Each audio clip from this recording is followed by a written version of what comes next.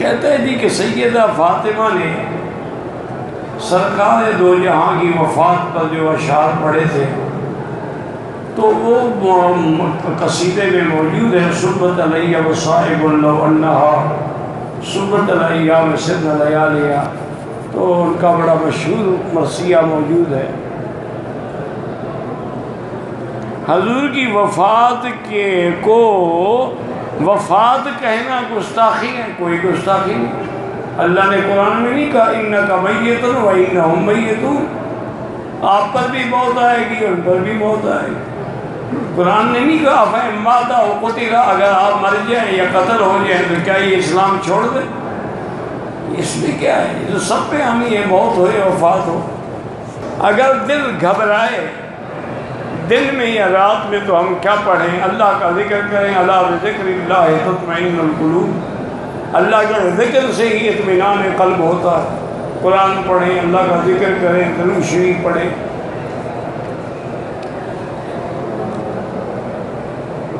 حضور کے لیے اگر ہم طواف کریں کوئی حرج نہیں، اور عید کے موقع پر حضور کے نام پہ قربانی کریں وہ بھی جائز ہے. خانہ کعبہ کے خلاف پر لوگ لکھتے ہیں، یہ کوئی نہ قرآن ہے نہ حدیث ہے، جو لکھتے ہیں ان سے پوچھو.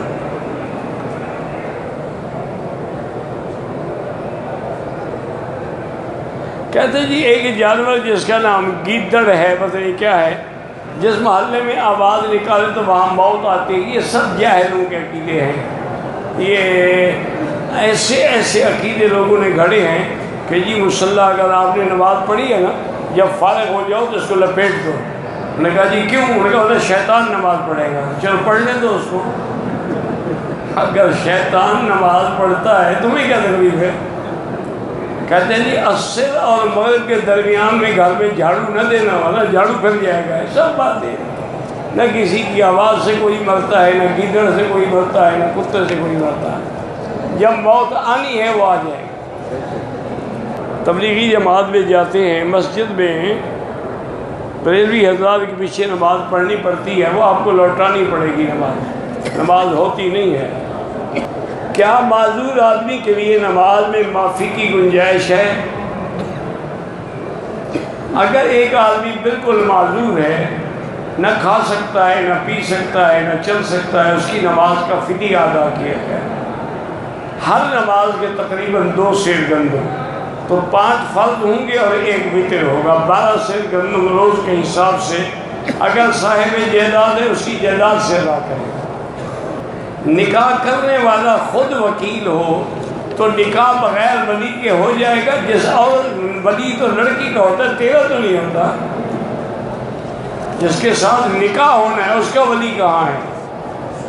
جو خواتین بغیر پردے کے حرم میں آتی ہیں ان کی اصلاح کیسے کی جائے؟ ان کے خامند بھائی خاندان کو غیرت کرنی چاہیے کہ ان کو نہ آنے دیں بغیر پردے. لوگ تو نہیں سمجھائیں گے نا، یہ تو تمہاری ذمہ داری ہے. کلکم مسئول عن رعیتہ. اگر تیری بیوی پردہ نہیں کرتی تم قیامت میں پکڑ جاؤ. اگر وہ نماز نہیں پڑھتی تم جہنم میں جاؤ. چونکہ حضور نے فرمایا تم اس مسئول ہو، ذمہ دار ہو.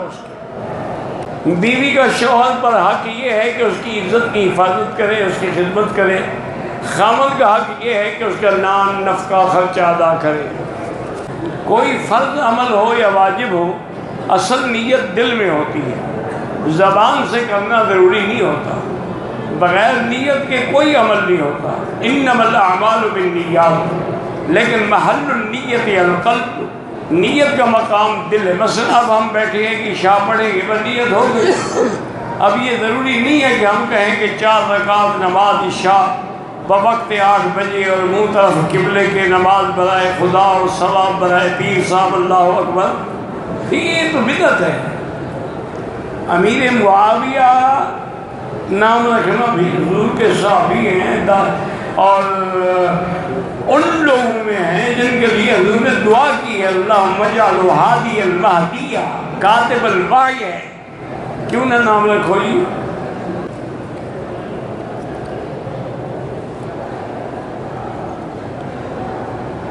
کہتے ہیں کہ حضرت ابن عمر رضی اللہ عنہما حضور کے روضہ مبارک پر روزانہ سلام کرتے تھے؟ نہیں، بالکل نہیں۔ آپ جب سفر کے لیے جاتے سلام کرتے، واپس آتے تو سلام کرتے۔ اور ادب بھی یہی ہے۔ ہمارے لوگوں نے تماشا بنایا ہوا ہے نا، ہر نماز کے بعد موبائل ہاتھ میں پکڑا اور چلے گئے، پتہ نہیں ثواب ہوگا ان کو یا گناہ ہوگا، کہ حضور کے روضے کے سامنے معاہدہ شریف میں کھڑے ہو کر موبائل پہ باتیں کر رہے ہیں۔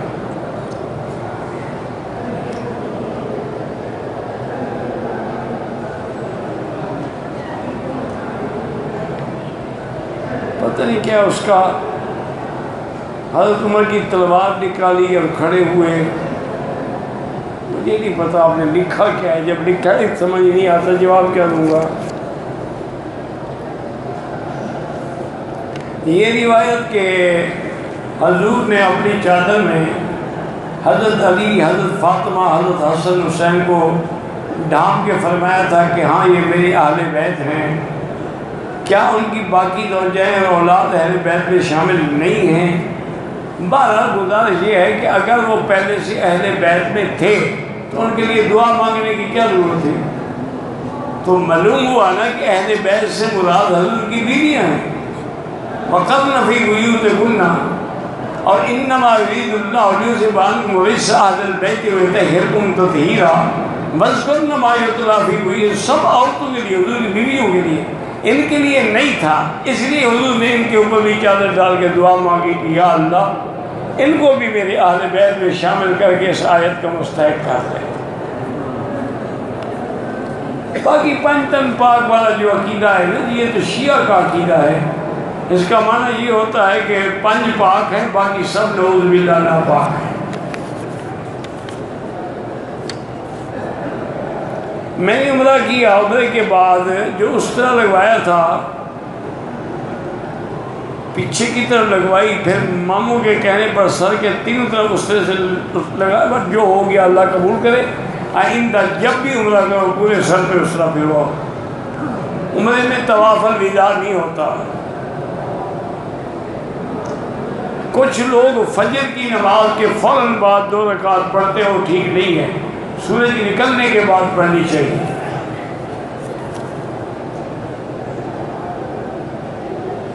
جوتا اگر پاک ہو تو اس میں نماز پڑھنی جائز ہے۔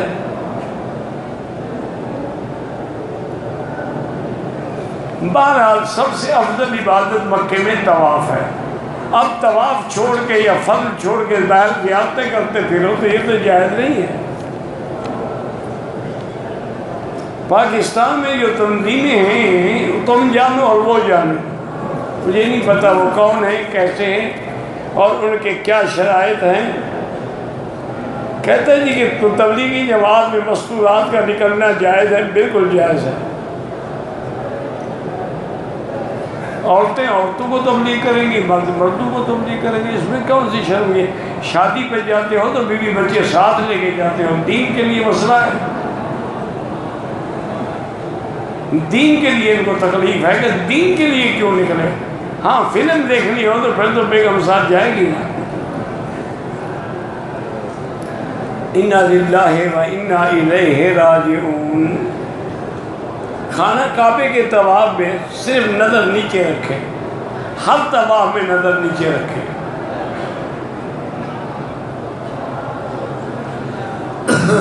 حرم پاک میں ایسی جگہ کا نماز ادا کر رہا ہے، خانہ کعبہ نظر، پھر بھی نظر سیدھے کی جگہ پر۔ فلسطین اور دنیا بھر میں جو یہودی ظلم کر رہے ہیں، اللہ ان پہ خود اپنی طرف سے قہر ڈالے، ورنہ ہم تو بالکل بے بس ہیں اور بے بس ہیں۔ مسلمان مردہ ہو چکا ہے۔